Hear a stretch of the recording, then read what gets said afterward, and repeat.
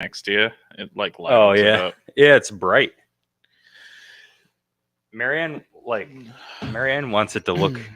I don't know. I had it so it looked kind of bright in the pictures, and she's like, "Can you make it darker?" And she liked it better when it was darker. I was like, "Doesn't?" Okay. I don't think that's how we're on. I love the saturation in this on the camera. It makes it look like we're both like struggling with diabetes. Diabetes. It's like so, we're so red. Check it and check it off, and I just wish that I could get it so that the brightness doesn't auto adjust every time that it pans from one of us to the other. I guess I've never. I'm sure there's that. probably a setting to do that, but I'm not gonna do it right now. We're live. Did you see the wing walks happening again? Yeah, that's didn't it? It's next weekend, right? Yeah, I think so. I think it's next weekend. Yeah. Penn Yan Wing Walk. Penn. Let's see how good of a job they've done at promoting it. Oh, look at that. It's the very first search result. Now, well, who's the organization that does that? It's like its own organization, right? The Penn Yan Wing Walk? Yes, but I think the Downtown Business Council is kind of taking it on. Yeah. Okay. It wasn't originally, but now it is. March 4th. Oh, it's March 4th. Whoa, we got a while. I was like, I thought it was the 4th. I think we just missed it. Have you ever been? It's March 4th. You know what? They schedule it for a time when I'm always going to be working.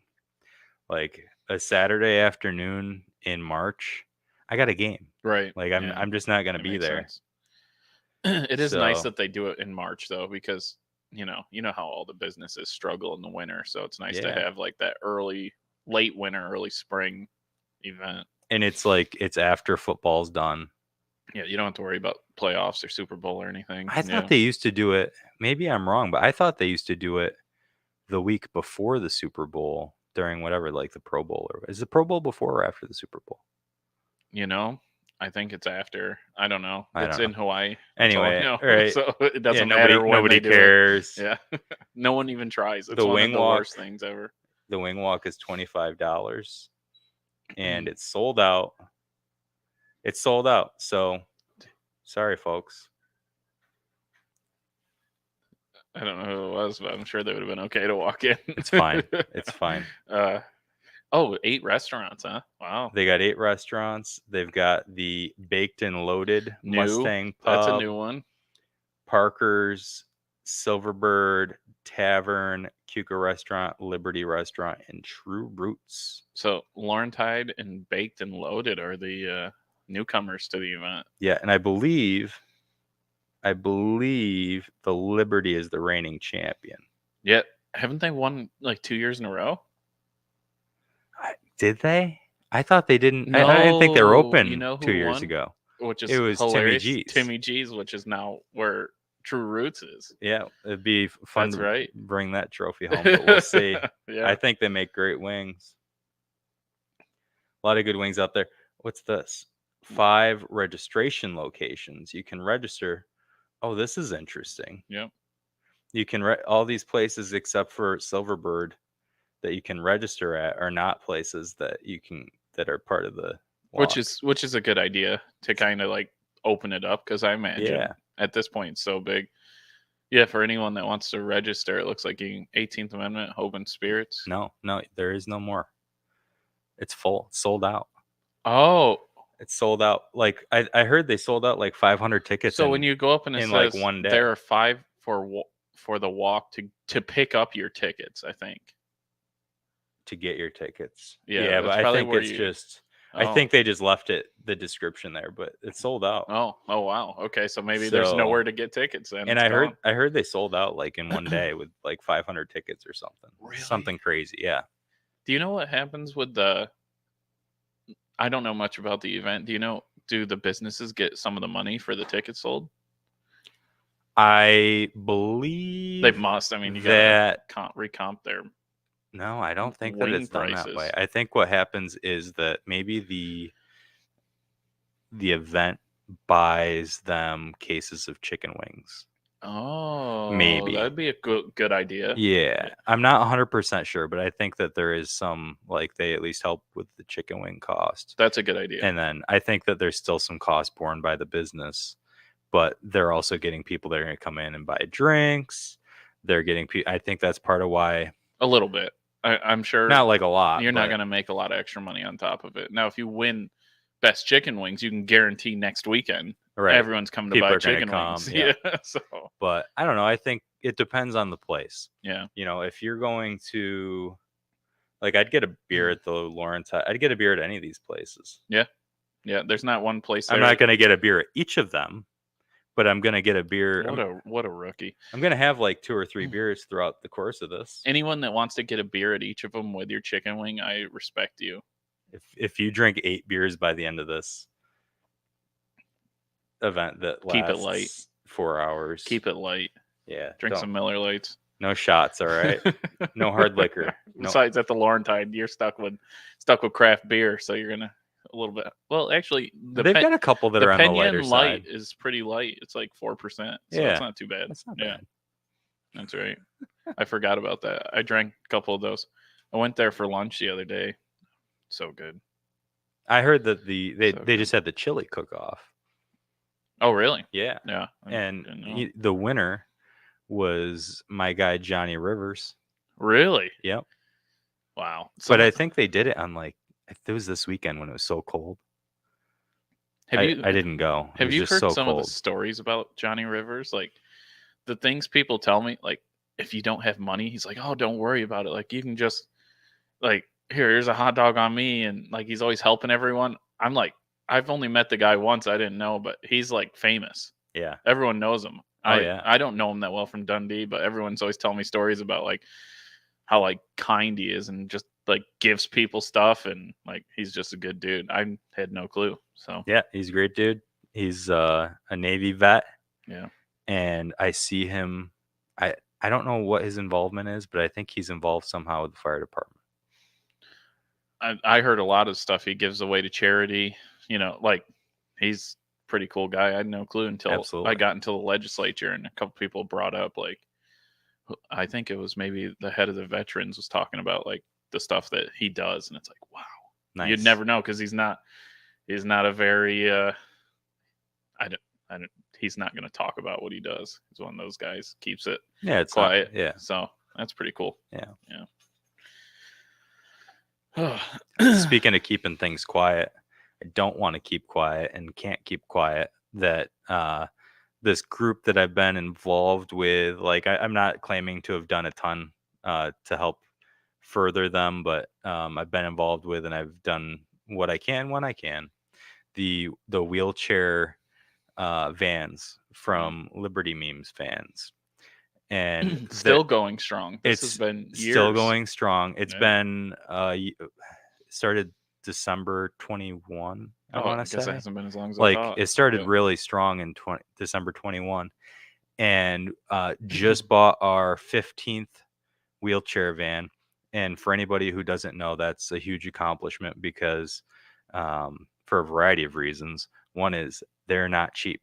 I mean, your minimum, even to like buy a van, and you're talking 20,000 at minimum to buy even an old van and try to make it handicap accessible. I think I was reading a post about it where they're like $20,000, like the minimum to even get in the door. It's not like you can buy a $2,500 beat up van and change it for like 5 or 8. I think it was like 20K is like you got to be at least there. And that's if you just get lucky. Yeah. Like if you get one for 20 or less, it's just pure luck. Yeah.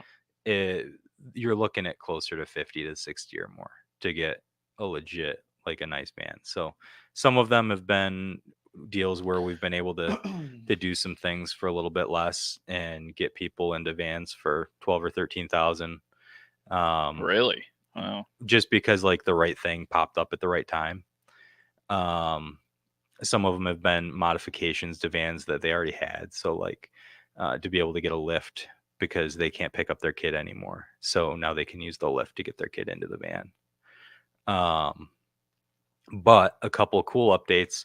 Yes, the 15th van is on its way. So that's amazing. Met that goal.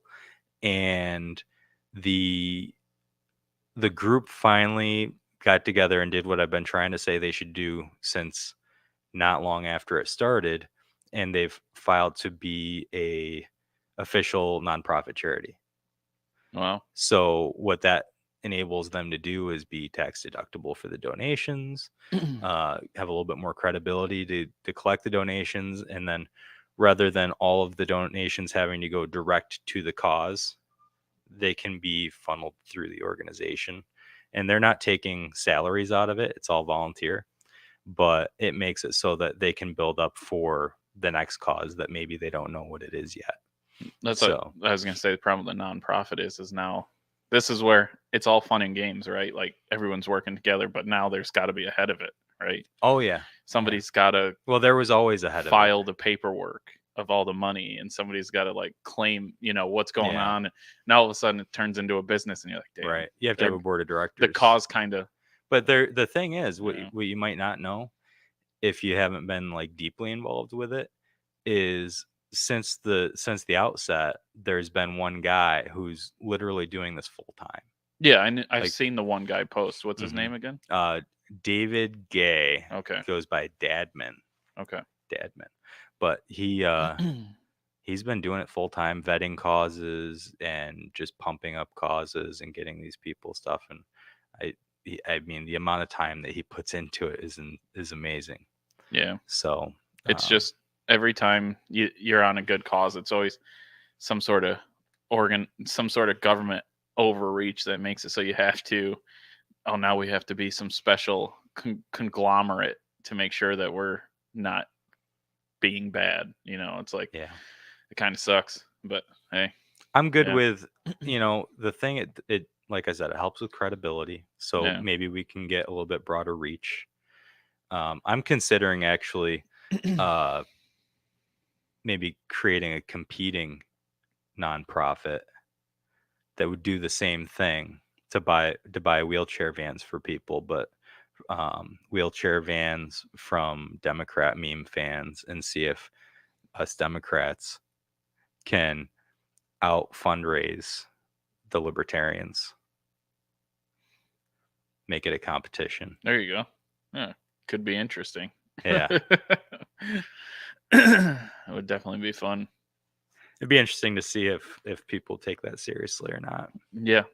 Well, but I think the big thing, most people, is they feel like the government's taking care of these issues for people. Yeah. Yeah. Most people think that. It's not always the case. Now, in some cases, there's help, but there's a lot of people we leave standing with nothing. So wheelchair vans are one of the hardest ones because it's a large expense, and most of the people that we've been involved with, like if you've got the money, then you're not coming to us. Right. But if you don't have the money, you're probably, there's a good chance that you're part of the system, and the system, as people in the system and people who are the system typically admit, sucks.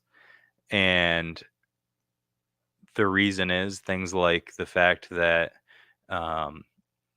if you're part of the system, you can't earn too much money because then you'll lose your benefits. Right. So you can't earn money to buy a van, or else you lose your benefits. They won't buy you a van because that's just not part of what they do. And like, you can't even try to save some of your benefits to be able to build up enough money to have that. So really, there aren't a lot of avenues for people who need this to be able to have their freedom and mobility to get it. Yeah.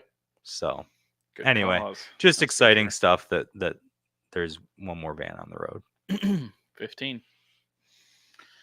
What's the goal? 50? Did they like put a goal? The goal is everybody that needs one. Yeah. Yeah, 15's not even a drop in the bucket. Nope. I'm sure. I don't even know what the statistics are, but I'm sure it's not even a drop. I think there's at least 60 waiting in line. Really? Yeah. The most recent one, the guy's been 29 years without a vehicle. Wow. That's crazy. Yeah. You imagine like going 29 years without, and then all of a sudden you can have a van.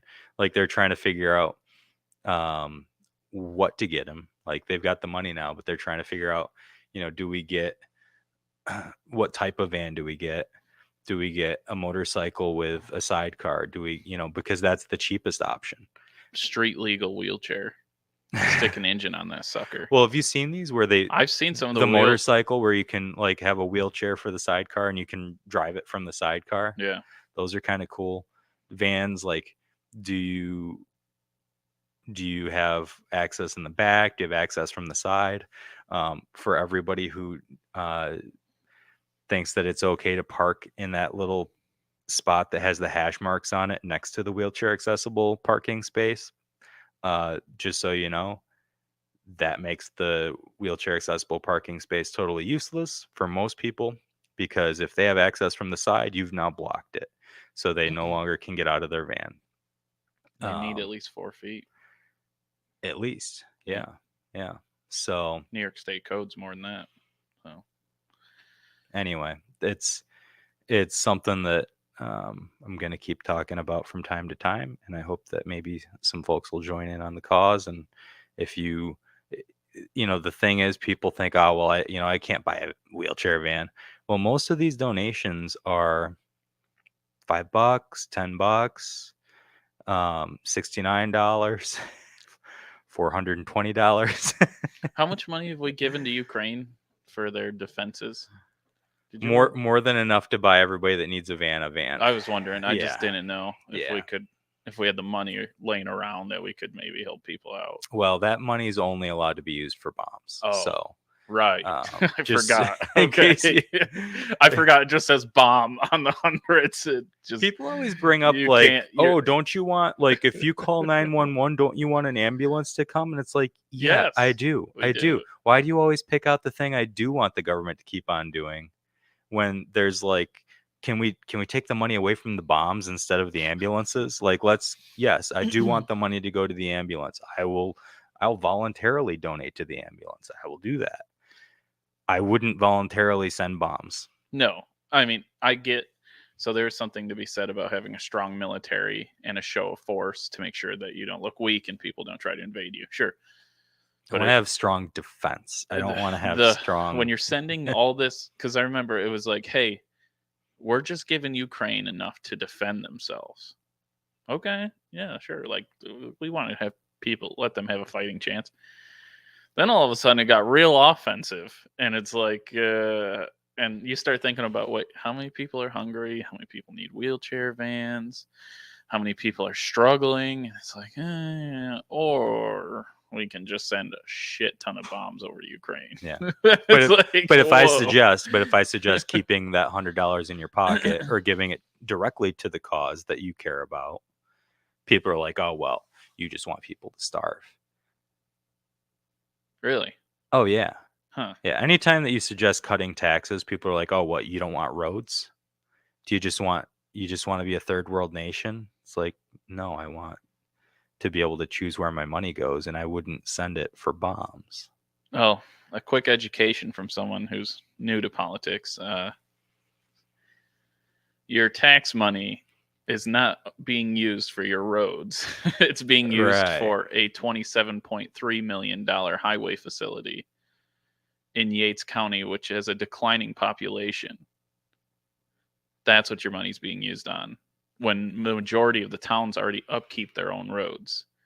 And out of 14 legislators, 1 votes no to your $27.3 million in tax money.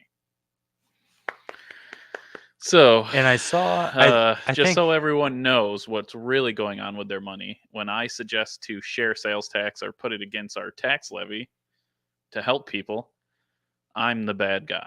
So that's how it works. Yeah. I mean, I don't get it. So. And then I think I saw in the budget that like $2.2 million goes to actually maintaining the roads. I don't know if you know that off the top of your head, but that's what I saw. It might not be accurate, but that's what I saw when I was looking at it like a month or two ago. Yeah. Was about $2.2 million toward the actual maintenance of the roads. Yeah. Which it just puts that in perspective, that we need a building that is more than 10 times the cost, 12 times the cost of what we're actually spending on the roads themselves. Yeah. So I'll put a little disclaimer in case certain people are listening and saying I'm putting out false information. There is a public health facility in there, and there is an area for emergency services for a 911 as well. But both of those, of course, are smaller, right, individual little pieces. And there is a portion of 27.3, 4.8, 5.2 that is like not taxpayer money. right. So really, it's not county taxpayer right. money. It's really 20. Right. It's still taxpayer money. Right. Yes. Let's be serious. But it's just not to the county. It's coming from a larger pool. Let's say 22 million is the burden from our, and the big thing is a lot of that comes from the overabundance of sales tax that we take in. But it doesn't mean that it has to go toward a building. It can go toward anything in the county. We could put it, we put some of it up for the new facility. I don't know how you feel about that. I haven't talked to you about the community center, but I think it should be nice. I got put on the board. That's pretty good. It's a lot of. You're on the board? Yeah. Okay. It's a lot of people that really care about the sports around Penn Yan and everything. I think it'll be interesting. And and then we have this building. I don't know, Phil. So anyways, back to the whole money and where it goes. And when you start thinking about where should the money go? And that's why sharing sales tax to these townships who really are let's be serious. The county owns 14. Yep. And Old Bath Road and a couple of the that I just know my area well. Chubb Hollow, roads like that. The rest are all either state roads, 54, 14, route down there. And so most of anyone that's complaining about roads, they're usually complaining about roads in their townships. Right. It's not our main and highways. Sidewalks. Our county crew does an amazing job. Yeah. Our county roads are spectacular. It's probably some of the best there is out of the building they have already. And you guys are doing too good of a job. I haven't been out there to see it. Or at least I haven't, I just don't know what exactly. It's in disrepair. It needs something. I understand that it probably does need something. When I first came I just don't know exactly what it is. The number I heard was 12 million. I was that's a lot of money. It's a lot. But I was but with how sales tax coming and everything, you can kind of get where you want to go. And then it just kept going up and up and up and up and up. And you're like, holy shit, that's a lot of money. You could probably rebuild what's there now without all the other facilities for pretty cheap. I think, I don't know. The whole government spending thing's been killing me lately. The more you look at where your money goes and what it goes to, and you're like, I think you brought up to me one time about selective, putting your tax money where you want. I think you brought that up to me before. Like a voluntary tax. I thought that was cool. Yeah. There should be a portion of your tax where you're like, hey, I'd like to do roads, or I'd like to do this. I'd like to buy bombs. I'd like to put my name on one. Yeah. Sponsor a bomb. Jesse's bomb. I mean, I don't know. Whatever. The thing. So this is exactly a perfect example of. So that averages out to about $1,000 per resident, including the children. Right? 27 million for 25,000 people. That's about $1,000 per person. It's 24,000. Yeah, if you round up about 25. Yeah. About $1,000 per person. So give or take. I think it's a little bit over that now. Yeah. So, but anyway, if you said, okay, Phil, you're going to have to pay $1,000 taxes. What do you want it to go to? I don't think I'd say, or say you're going to have $2,000 worth of taxes. I don't think I would take 1,000 of it and put it toward that building. Most people aren't going to put it toward that building. I don't think so.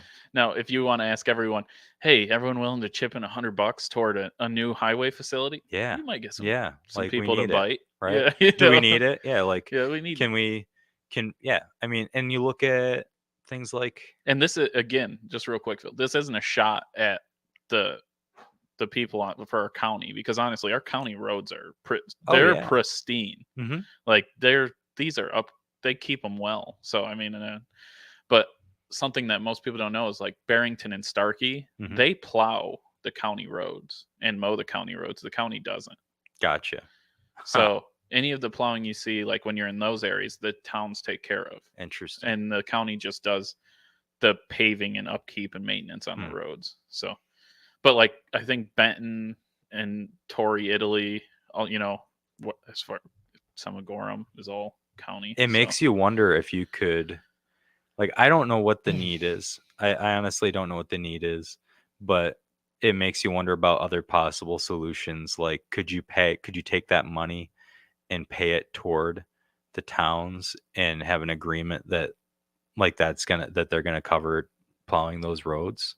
So I mean, they already pay Barrington and Starkey to do their roads there. Yeah. They could do the other, but I think there's something to be said about universally taking care of their own roads as a county. Yeah. But the main thing I look at is, you start looking, the facility, it doesn't look like it's being overdone, but you can cut, you can always, I would just repair it, at this point and repair it well, put on a brand new roof, remetal everything and build a smaller building for public health and emergency services to share. Right. So, yeah, I don't know how much space they actually need. I think for those emergency service, actually, there's more to that than I thought. So, like, anytime there's like it's like there's a staging area there for like any bad thing going on in the county.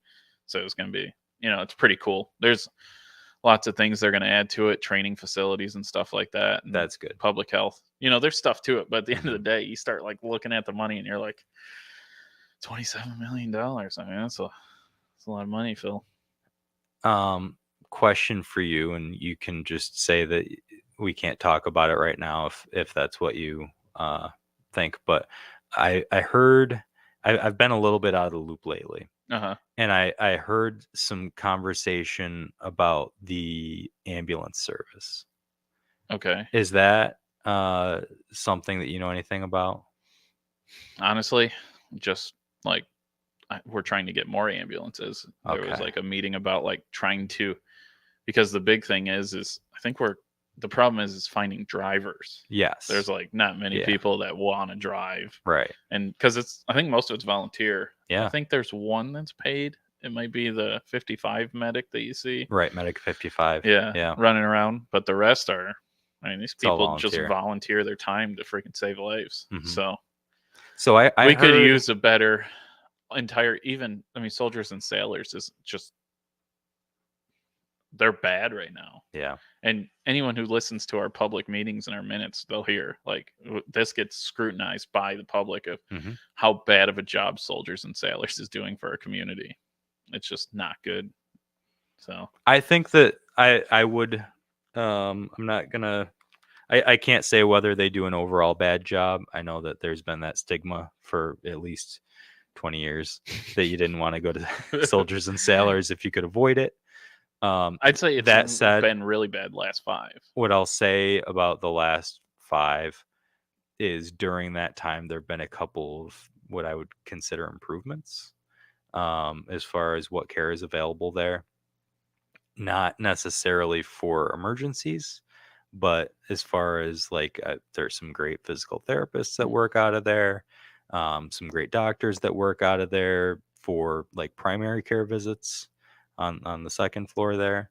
So there are some good things happening there. I don't know about all in general. I know that if I broke my leg, that would be I'd try not to have that be my destination. I'd probably go to maybe Canandaigua or Geneva, but one of the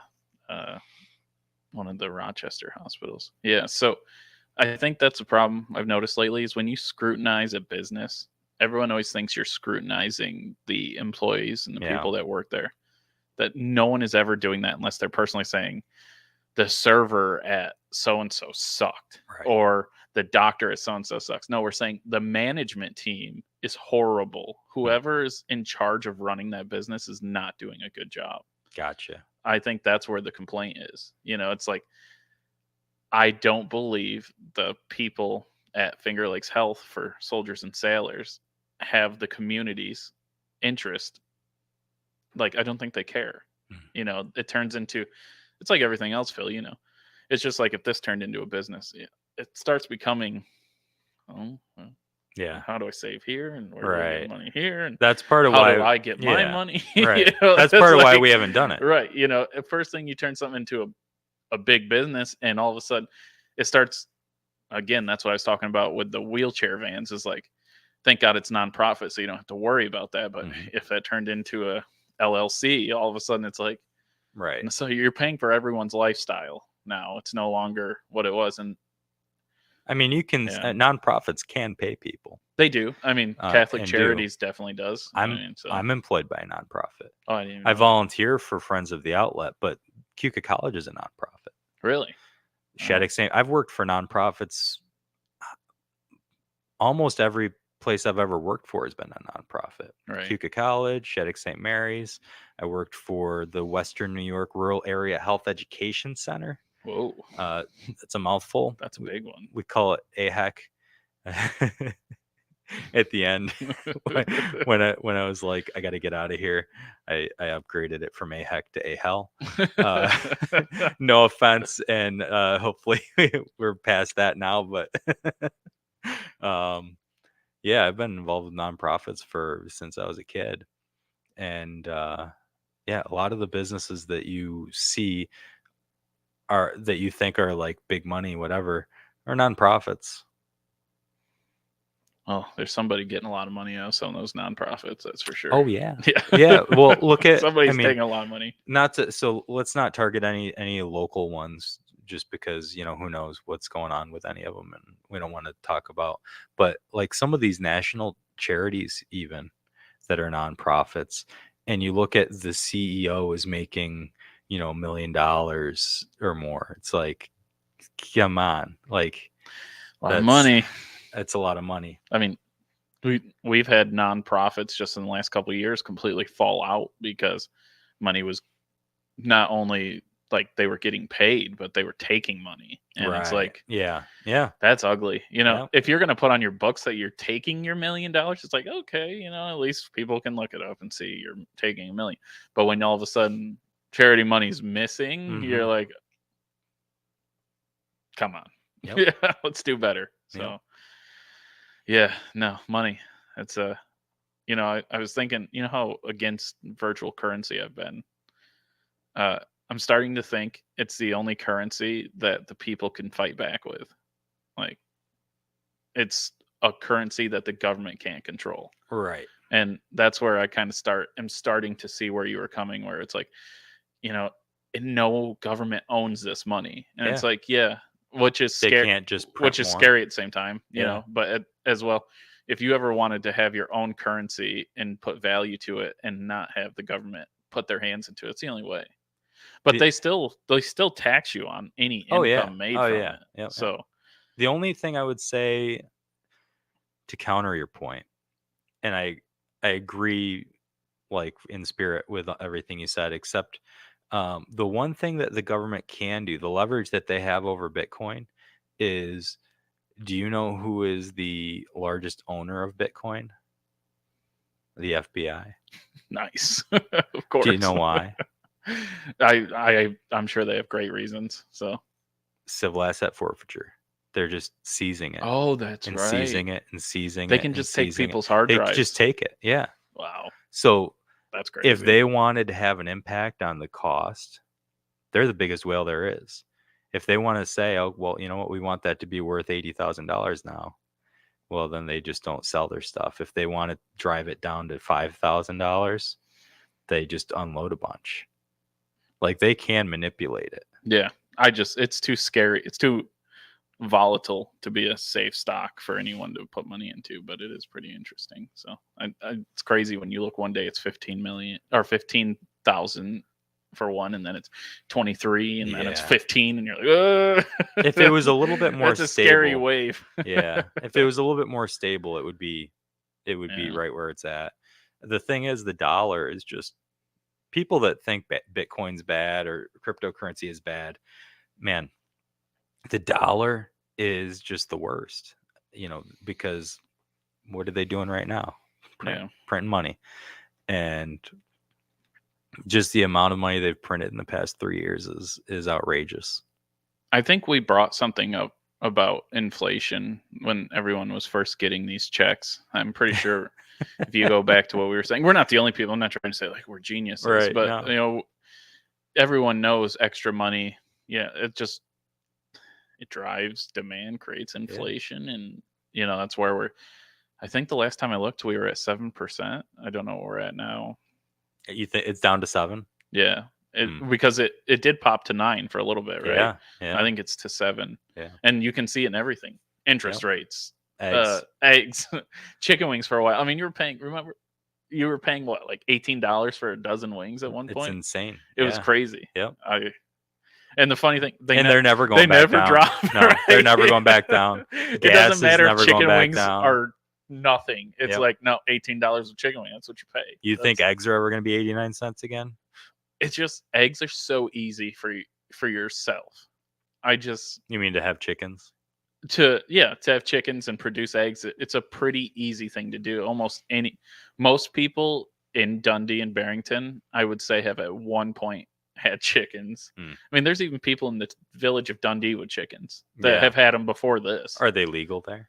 I don't know. No one ever turns them in, so I don't know. Right. Yeah, it's like, but they could. I mean, everyone's had chickens. They're pretty easy to produce eggs. The toughest part is keeping the foxes and raccoons out and keep it in the winter. What are you gonna do? Keep them warm. Other than that, for your own chickens, let them go. Not burn down the chicken coop. Yeah. Definitely seen that happen before. It's chickens are pretty easy. I'm not very concerned about the egg shortage. I was talking to one of the Mennonites when I was. But I can't have chickens. No, but you can go to your local Mennonites and get them cheap. Yes. Because I was talking to them and I was like, "Do you know there's an egg shortage?" He's like, "Not here." And he like gave me like 2 dozen eggs. He just had so much. I was like, "Thanks." And like walked away. That's great. Seriously, if you're looking, look for your local Mennonites. I want to find people that they have so many eggs. I've got a place up it's like a 20-minute drive where I can get duck eggs. I want to find some place closer where I can get duck eggs because I love duck eggs. They're so, what's the word? Delicious. There's something about the yolk. They're creamy. It's very rich. I think they're too creamy. You think they're too creamy? They're like viscous. Just like they're too much for me. Okay. All right. Well, I think they're the best thing. They're so good. They are pretty good. You ever had an ostrich egg? Yeah. That's pretty good. Yeah. It's actually a lot like the duck egg. I had my first pretty rich turkey egg last year. What? Yeah. What's that like? It's kind of similar to a duck egg, a little bit lighter flavor than a duck egg. Like a chicken, about the same size. The one crazy thing about turkey eggs is that when you try to crack them, like the shell cracks, but the membrane is so tough that you have to cut it. Like, no. Yeah. Shit. Yeah, it doesn't want to just like. Did you break your the yolk? egg doesn't want to come out of the egg. You have to cut it. Did you break your yolk? No. Are you sure?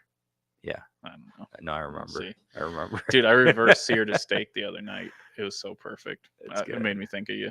In the most non-sexual way. I was just thinking about you. How can you think non-sexually when you're eating a reverse sear steak? It was so every time I get porterhouse steaks, I used to quick sear in the oven, which to me it's still really good. It's still good. Yeah. The thing with the reverse sear I noticed though is your red to brown definitely lessens. Yep. I still think the steak's pretty similar, but if you're looking for your like perfect red to brown, like reverse sear, I don't think you can't beat it. There's only way you can beat it is to sous vide a steak. Yeah. And who the hell's putting steak in a bag to boil it and then sear it? Right. Because that's just a pain sous in the vide ass. Sous vide is basically the same thing as reverse sear, except it's wet instead of dry. Yeah, but you can put butter in the bag, which is amazing. Yeah. And it's just like. But I can put butter on my steak. Yeah, but it's not the same as bathing your steak in butter in a bag and then taking it out and searing it. There's just something, it can't be touched. So I got a whole beef tenderloin from Aldi for like $70. No, you didn't. Yeah. How much did it weigh? It was like, I want to say it was $7 or $8 a pound. What? Yeah. Holy shit. It was a legit beef tenderloin, and it was pretty good. I think the last one was for being choice. $40 or something. Yeah. Like that. Well, that's what I'm saying.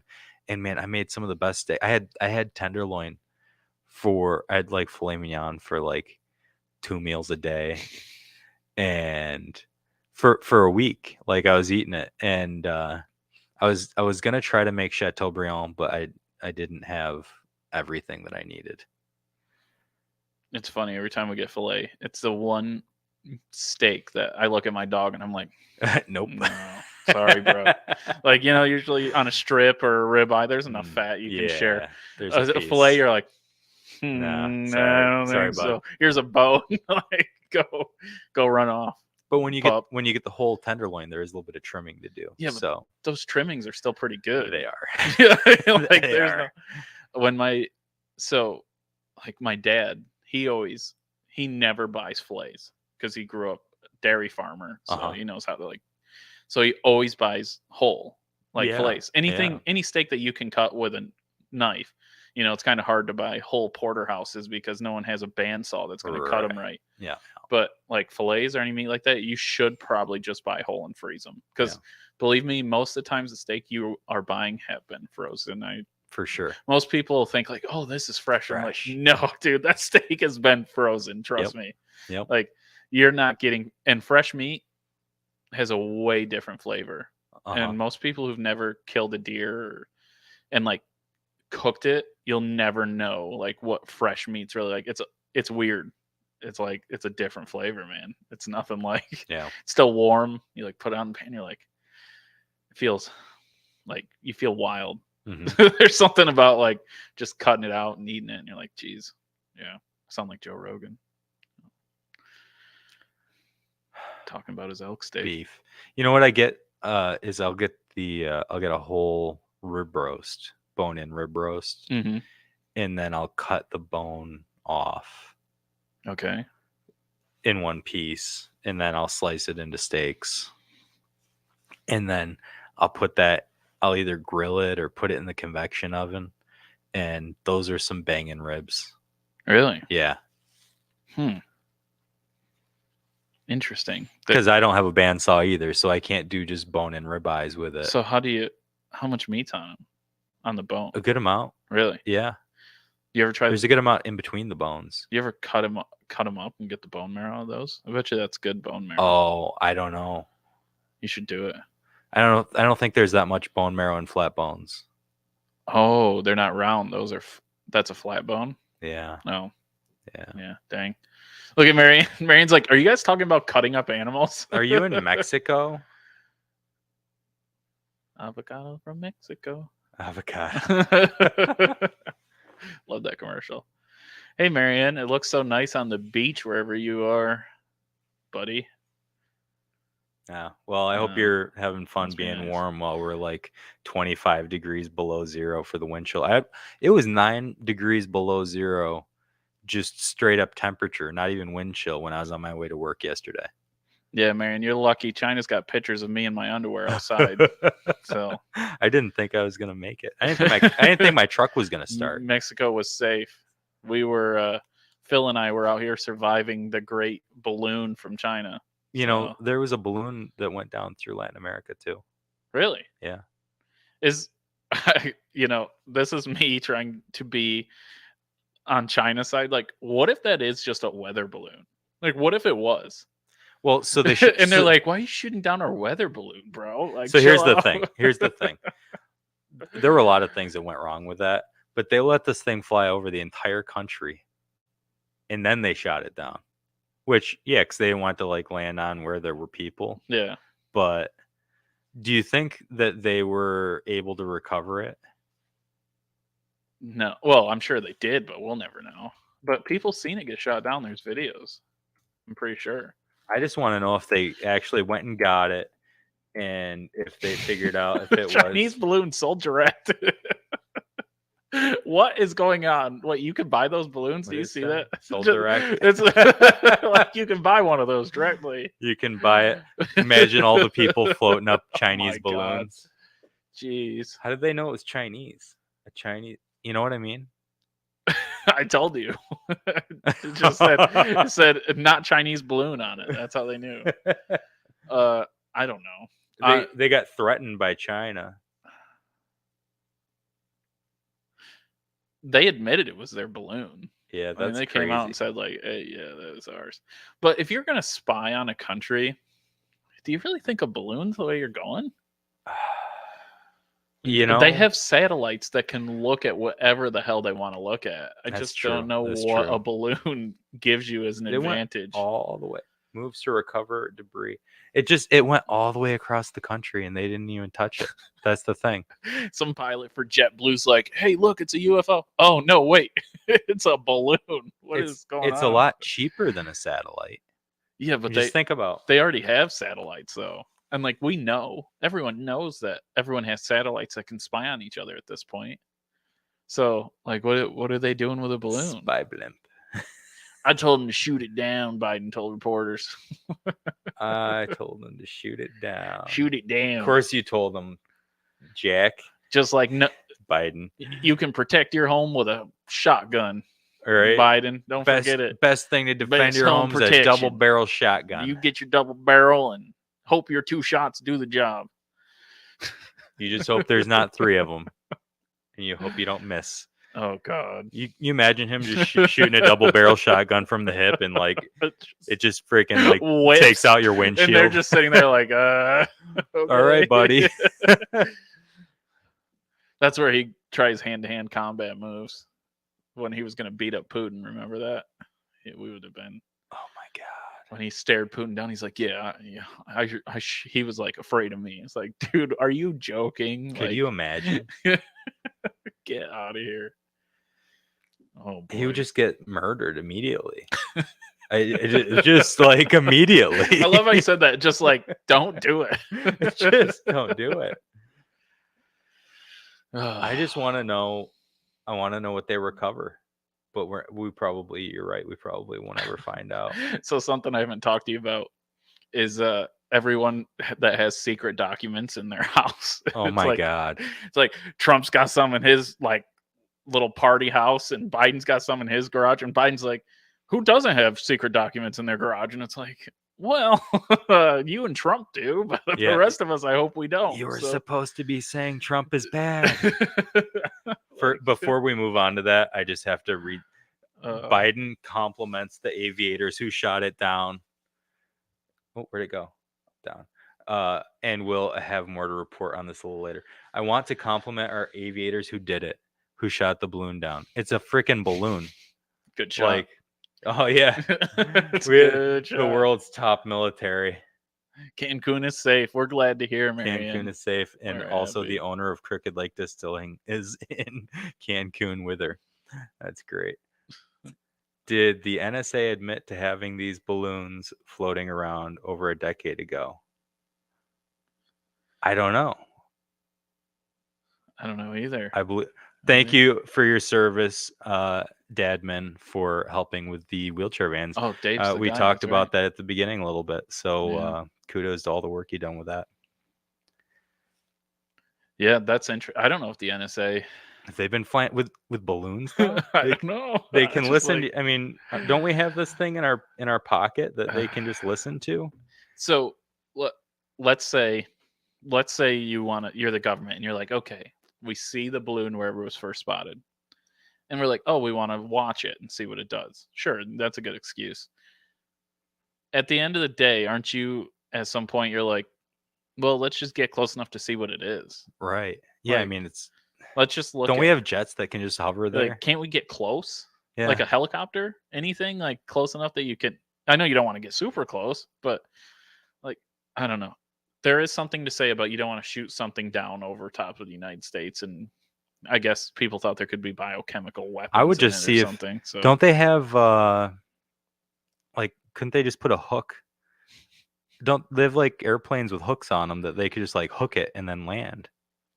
I mean, yeah. You know, like there just seems to be a lot of options that we didn't explore. Planes flying in the air, right?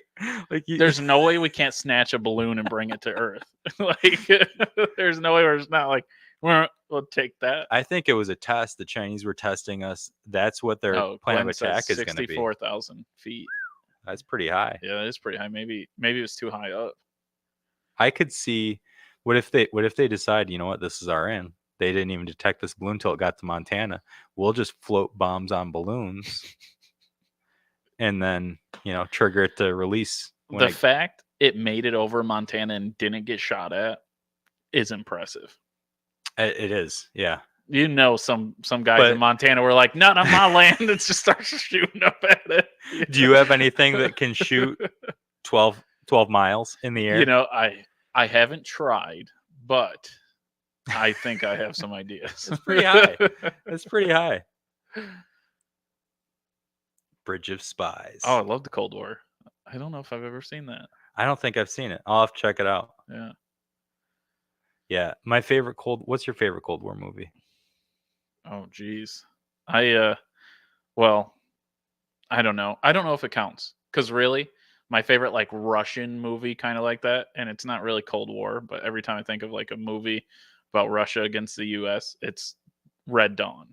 Like Red Dawn. Yeah, where the Chinese and Russia get together. Is it really Russia? Is it Russia in Red Dawn? Yeah. In the original Red Dawn? I'm pretty sure. Yeah. I thought it was I didn't think it was Russia. But like true to the Cold War, like where everyone was, I wouldn't. I don't know if I have a favorite movie. I loved learning about it in history. Yeah. Like about all the sneaky stuff everyone was doing to like that's where all the stuff would going to the moon is like, did we go to the moon or did we lie to prove to Russia that we went to the moon? It was a weather balloon.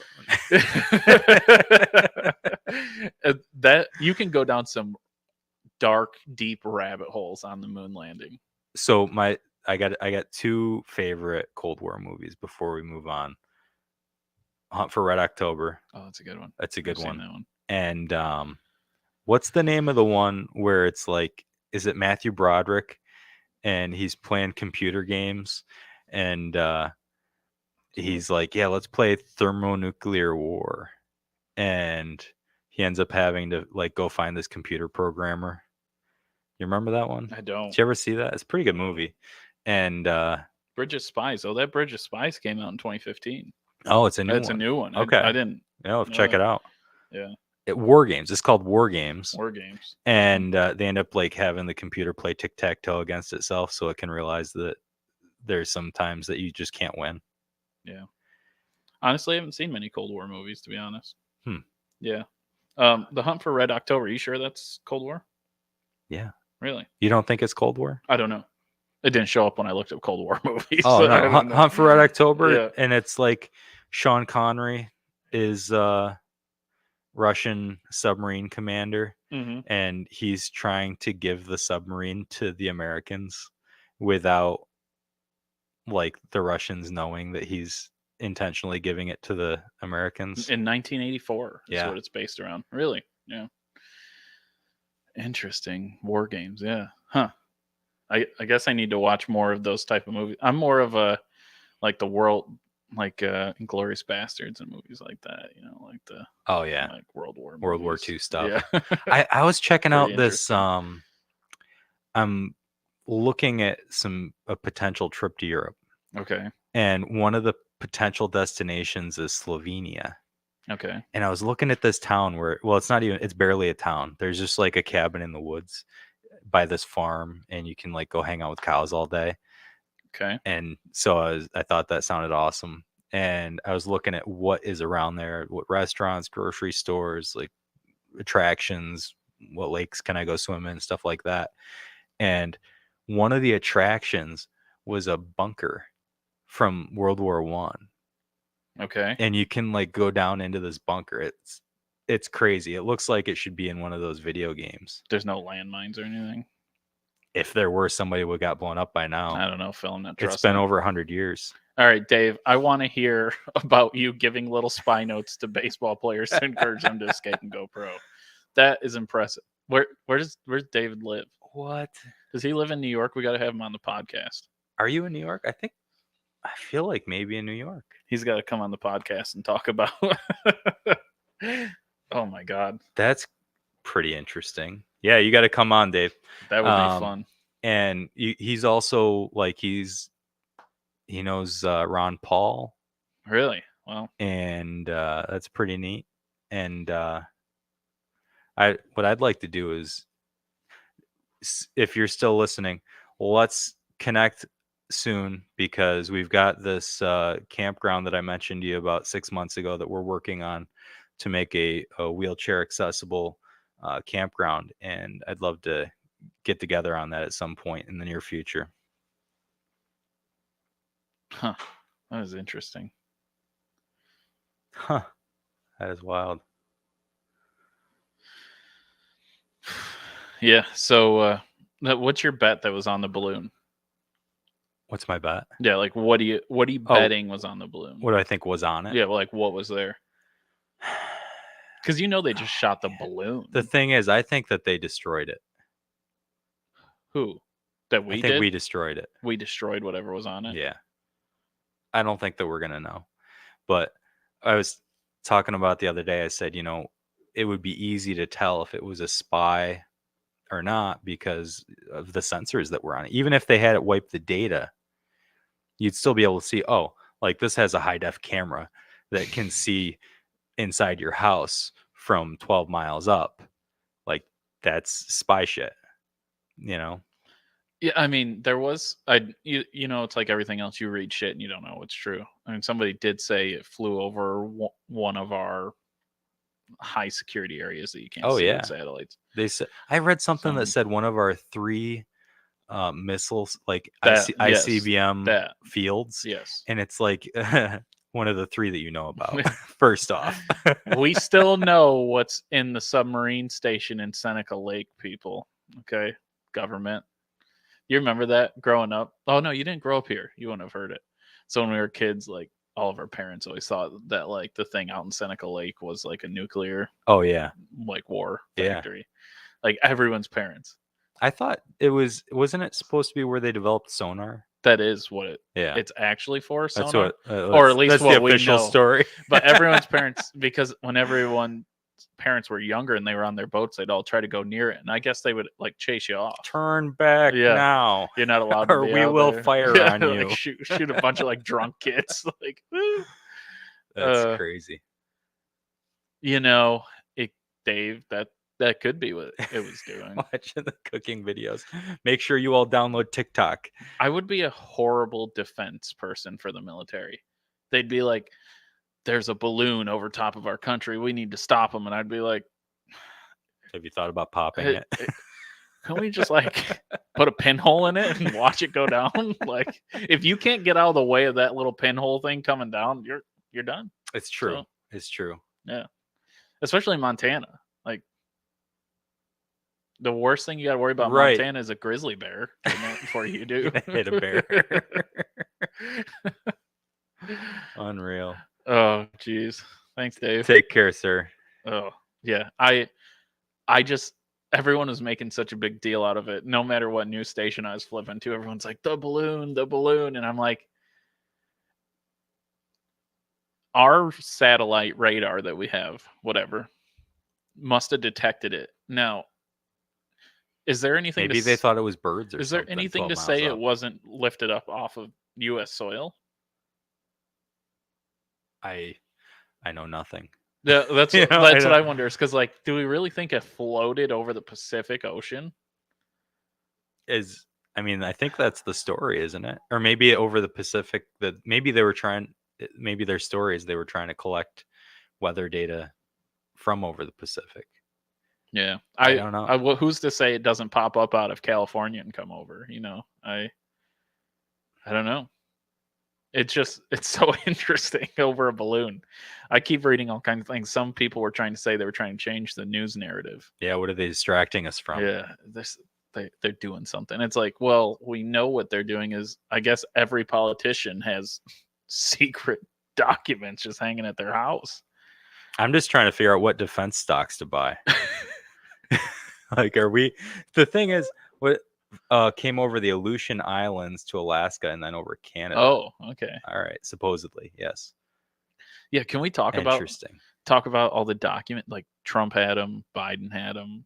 Yeah. Now they're going to check Pence. Yeah. Well, listen. Now they got to check Obama. Like, how far back are we going to go? The moment that, like, I don't know why it took me a second, but when they were talking about Trump doing it, I was like, yeah, well, that checks out. That, like, that makes sense. That maybe whatever. Like he would have some explanation, but he would just like try to hang on to some shit.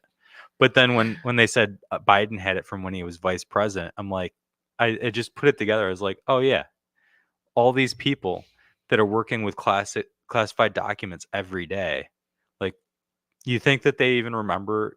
They just like bring the shit home. Maybe they forget to take it back. I think that we're just loose with our information sometimes. And I said, you know what, you're going to see next if they look. Obama had them. Bush had them.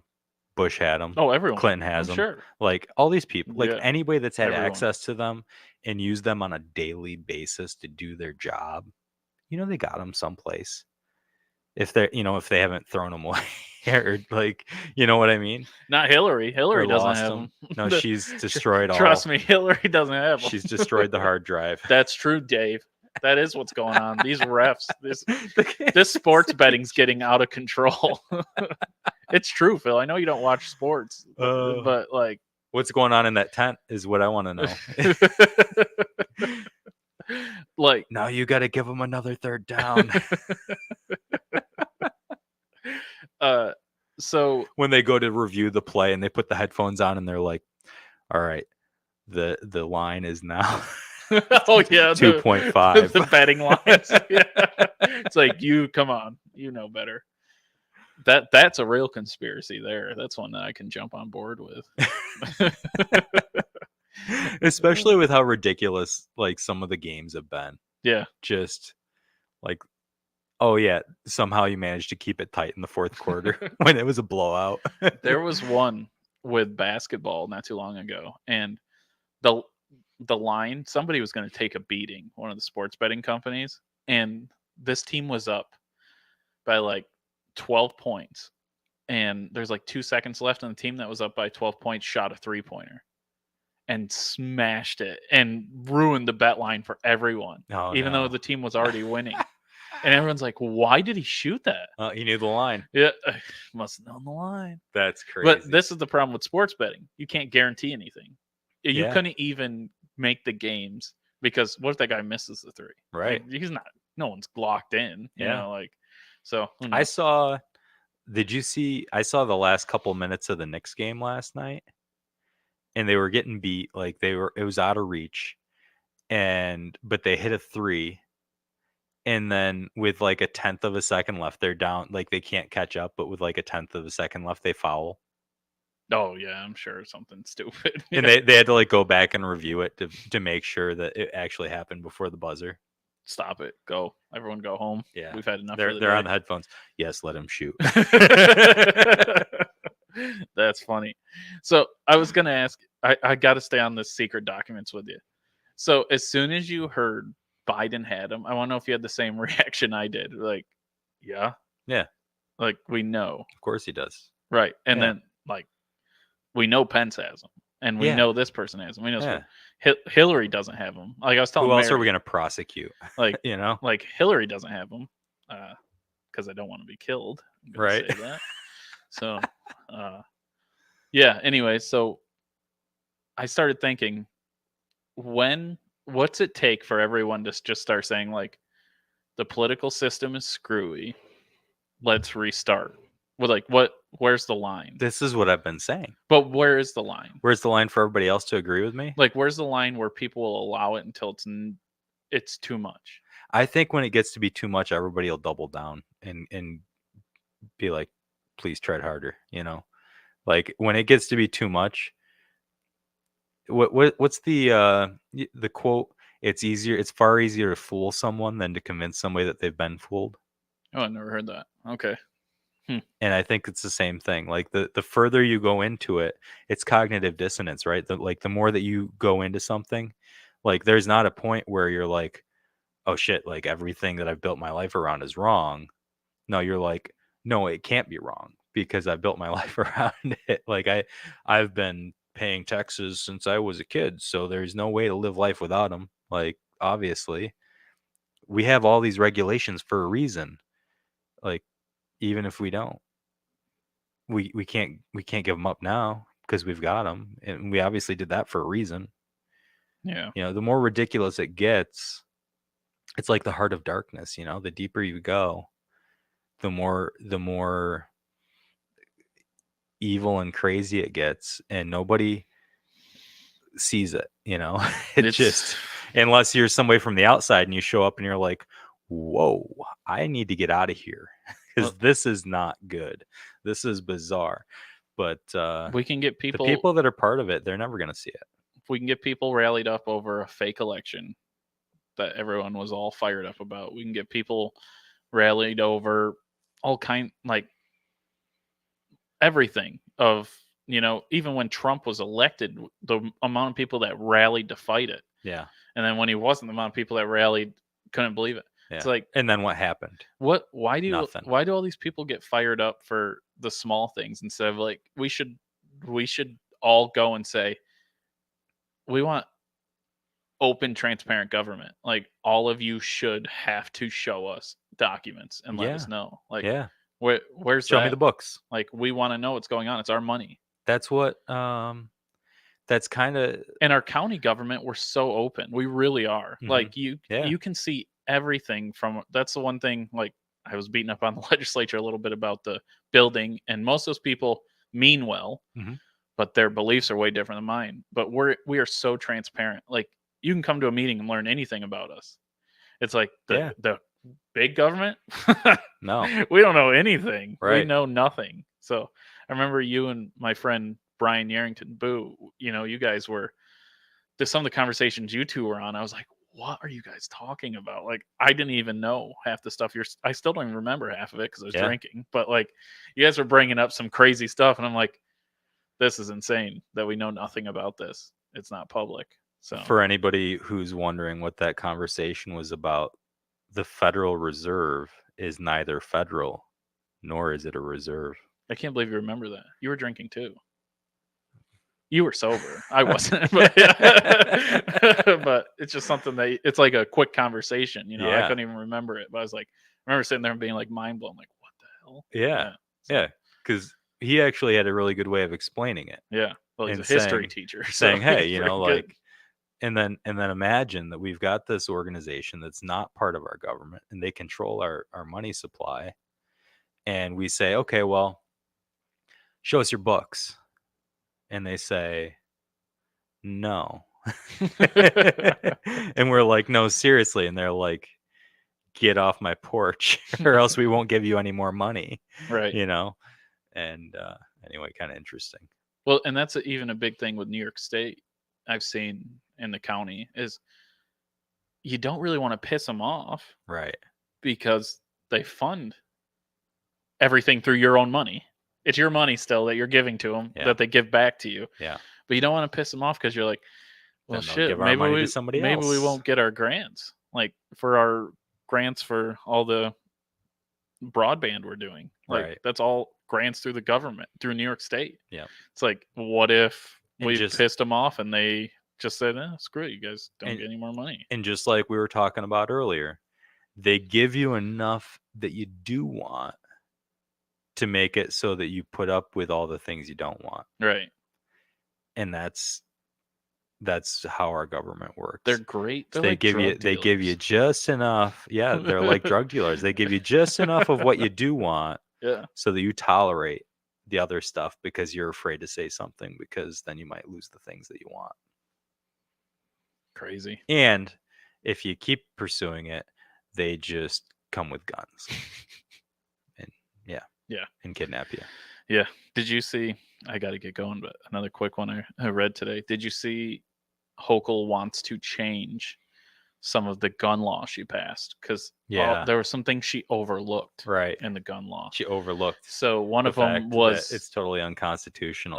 That about having, so there was a Jewish community church that were afraid about people targeting them at their like events, and they didn't feel safe that people couldn't have guns in their, is it a synagogue? Is that the name of it? I believe so. Yeah. Or temple. And well, she said, well, we'll do a thing so you can have guards outside the place of worship, and that you can also police officers, ex-police officers are immune to the gun law is going to be one of the things she put up as well. So yeah, it's insanity. It's all unconstitutional. And now all of a sudden she's like, oh, and you can have guns in the Adirondacks and Catskills. Yep. And it's like, oh, now we can? It's all going to be overturned. This hunting season, do you know how many guns were in the Adirondacks, lady? But that was legal because they were involved in hunting. You're right. Yeah. Some of them. Yeah. There's a lot of madness. And yeah, wasn't it right there? What's that? Go up where I was telling you. And more? And right here.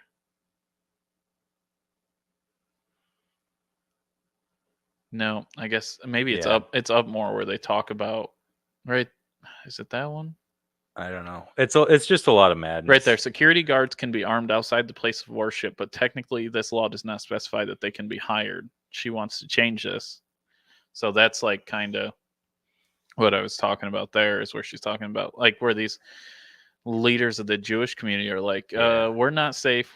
I guess crime against them's gone up huge, and they don't feel safe without guns. And she the whole thing overlooks some things. The whole thing's going to be overturned soon. Yeah, it was shot down. Yeah, it's just the second district holding things up. And the Supreme Court giving them a little bit of deference.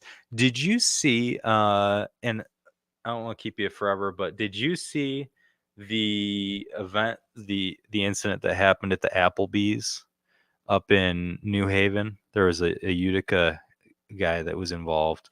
No. New Haven, New York, Applebee's. It's nothing like the Waffle House incidents. Yeah, well, kind of. Oh, God. So apparently what happened was this guy was with steak knife? What? Yeah, so this guy was getting belligerent and he started fighting with the employees, and then he went behind the bar and grabbed a steak knife and slashed at least one of them in the face.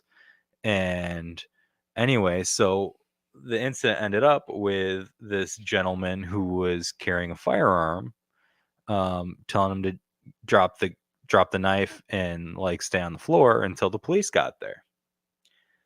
And so the question is, obviously this guy who was attacking people has gone to jail, but the question is, what happens about the guy who was the hero?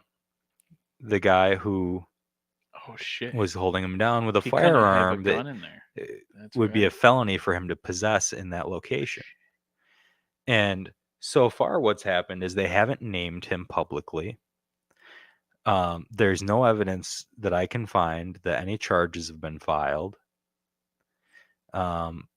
It seems like they're just trying to pretend it never happened, because I don't think they want to charge a hero. I don't think it would be popular for them to charge this guy. And so I think they're afraid to charge him, but they also don't want people to think that that's okay to do, because they want that to be illegal. So I haven't heard any updates on it. It's been over 3 weeks, no updates on it. Nobody said whether the guy's going to have any charges. I don't think that he's going to have any charges. As much as I think that what he did was good and I'm for it, I kind of wish there were charges, just so they could fight it in the courts, rather than, because I think part of what happens with some of these horrible laws is what they do is they just don't enforce them. So that way people will still in spirit feel like they have to follow it, and the courts don't get a chance to overturn it, because it's not in court and nobody has standing. So if that guy got charged, he'd have standing to be able to go fight this law. You don't think he could have used his coping skills and talked him down? I don't know. I think we all need to work on our talk, to talk to people a little better, and maybe they won't stab you with knives when they're belligerent. Well, Jesse, I know you're joking, no, but it is a joke because as soon as that law passed, everyone in New York State is a lot less safe than they ever were. Oh, for sure. But but there is something to be said for how you treat people and preventing this from ever happening in the first place. And I'm not saying that it'll never happen, but I'm saying that if we would treat people a little bit better, it'd happen a lot less often. And if we put people in less situations where they were going to get into squirrely situations, I think this would happen a lot less often. Well, there's not much you can do at an Applebee's to stop some guy from going crazy. You think that was the first, like, you think it just came out of nowhere? All I'm saying is it's probably a quick heated argument. There were probably some things that led up to that. Yeah. Like, were you fucking with him? Like, maybe you weren't. Maybe it's, I'm not trying to say that it was somebody else's fault other than the guy that was attacking people with a steak knife. But, like, maybe people could have treated him better this week and he wouldn't have felt that way and gone that far. All I'm saying is it could reduce the incidence if we were a little bit more mindful of how we treat each other. I think you're in charge of your own emotions and you shouldn't have to act or dictate your emotions to make other people happy. Yes, I would agree for the most part. That seems very socialist. Like, I gotta be nice to everyone so they're good people. It's like, no, as long as I'm being civil and doing myself, I shouldn't have to treat people a certain way. Yeah, I don't know. I think if somebody calls you a piece of shit every day and make sure that and you know, like, you're already in a tough situation, maybe you don't have enough to eat, whatever, and then every day somebody's like, you know, degrading you, there's going to be a point where you're going to blow up, right? I'm not saying that happened in this situation. I'm just saying that if we treat people better and if we give them a little bit more tools for coping, that we're going to be in a situation where a lot less people go off the deep end because they're going to feel like they're safe. They're going to feel like they're respected and that their life is worth living. That's all I'm saying. In some cases, yeah. And then there's also some cases where it's a heat of the moment. It's zero of anything to do with any of that. Yeah, I'm not saying that, but even in the heat of the moment, people who feel safe and confident handle their emotions better. Sure, unless alcohol's involved. People are, I mean, alcohol just changes you chemically. Yep. Like you're not even the same person. Yep. Technically, a lot of times. So I don't know. I'm more of let's give people guns so when people lose their damn mind. I'm not against that. And then I'm also against telling people to treat people a certain way. Yes, you should be civil. There are laws about how you talk to people. There is harassment. There is things where people can pursue them.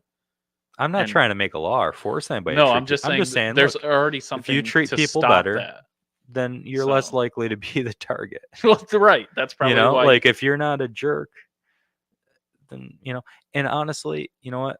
Care about the people around you. If you care about the people around you and you look out for them and treat them with dignity, things are just going to be a lot better. The whole world will be better. See it. Yeah. People fly off the handle all the time. It's crazy. I don't know. Crime's just crazy right now. And we just keep making it harder. Crime's way down right now. And making it harder to protect ourselves. Crime is way down. Crime's way down? Or is it because people aren't getting any charges? No, crime is way down from like last year.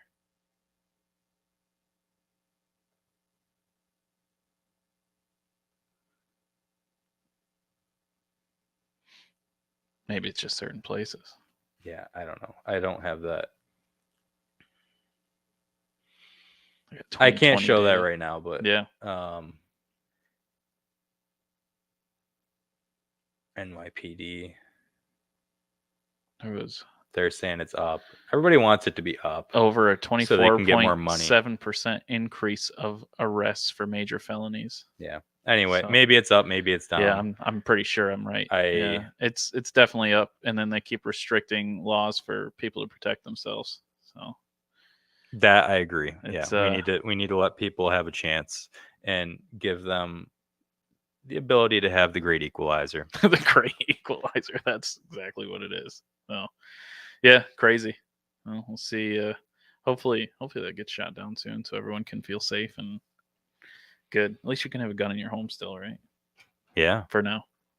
Or for now. Or guns.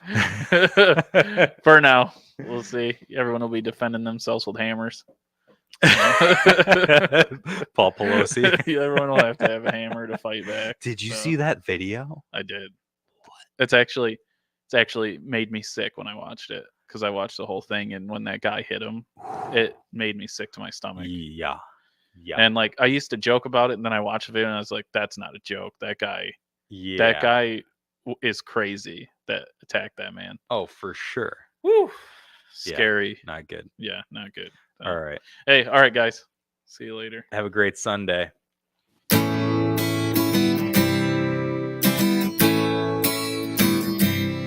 Who's there? It's Rahr. Who's there? It's Rahr. Come fill your time, this pot's for all. From the Finger Lakes, join in the call. Learn something new about the Cuca Trail, upstate New York, every episode I tell. Who's there? It's Rahr. Who's there? It's Rahr. It's Rahr.